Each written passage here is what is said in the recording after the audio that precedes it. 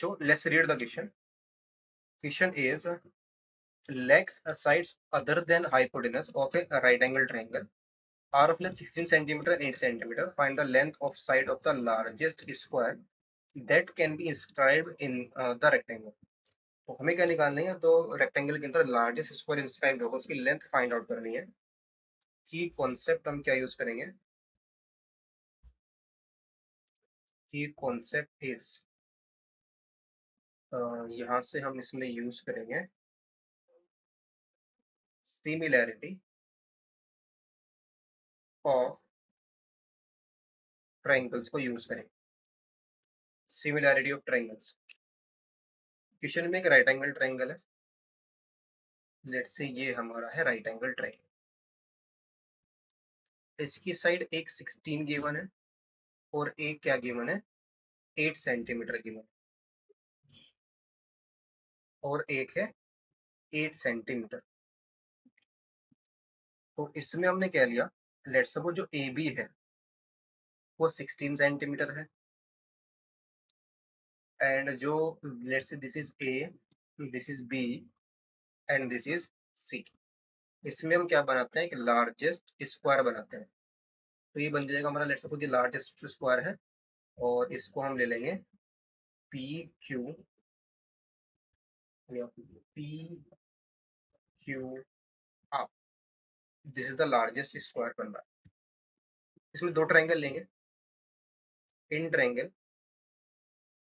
A P Q and triangle A B C. ये angle और ये एंगल 90 डिग्री है। ये दोनों के अंदर क्या है? कॉमन है। Angle A is equal to angle A, common है दोनों में। Angle A P R is equal to angle A B C is equal to 90 degree. तो this implies by double A similarity, जो हमारा ट्राइंगल ए बी सी है ये किसके similar आ गया? ट्राइंगल ए पी आर के सिमिलर आ गया। यानी कि जो हमारा एंगल सी है ये किसके इक्वल आ गया? Angle angle A Q P के, ए क्यू पी के इक्वल आ। बिकॉज सिमिलर, अगर दो ट्राइंगल सिमिलर हो गए तो उसकी जो एंगल्स हैं करस्पॉन्डिंग एंगल इक्वल हो जाएंगे और करस्पॉन्डिंग साइड का रेशियो क्या हो जाएगा? इक्वल हो जाएगा।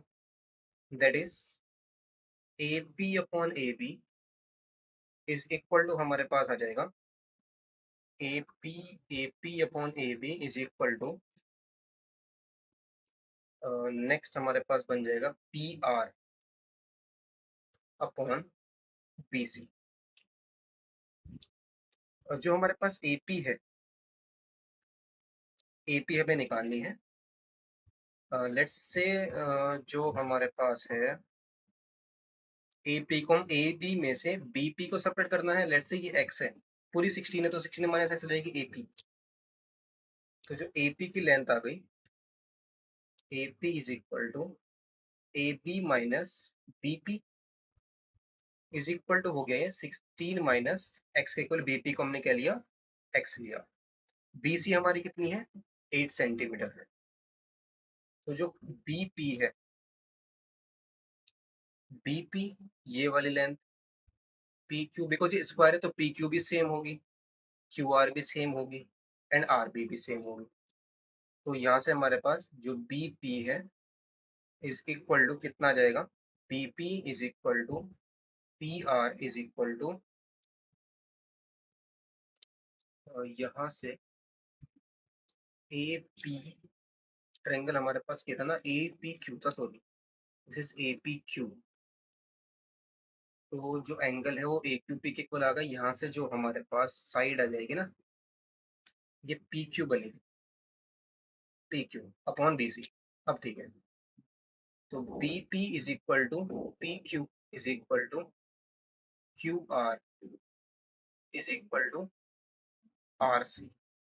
तीनों के तीनों क्या होंगे? सेम होंगे। आर बी है not R C is equal to क्या होगा? एक्स के इक्वल। नाउ अब वैल्यूज को पुट कर दें। AP हमारा कितना है 16 माइनस एक्स है, AB कितना है 16 है, इज इक्वल टू PQ हमारा कितना x है अपॉन BC कितना है 8 है। क्रॉस मल्टीप्लाई करेंगे तो 16 into 8 minus 8x is equal to 16x। तो हमारे पास आ गया 8x is equal to 16x plus 8x 24x हो जाएगा। 16x और प्लस का 8x 24x is equal to 16 into 8 and 8 3 या 24, x की वैल्यू हमारे पास आ जाएगी 16 अपॉन में 3। तो जो साइड आई है ना, लार्जेस्ट स्क्वायर की जो साइड है वो कितने आएंगे 16/3 के इक्वल आ जाएगी। Open see best of, thank you.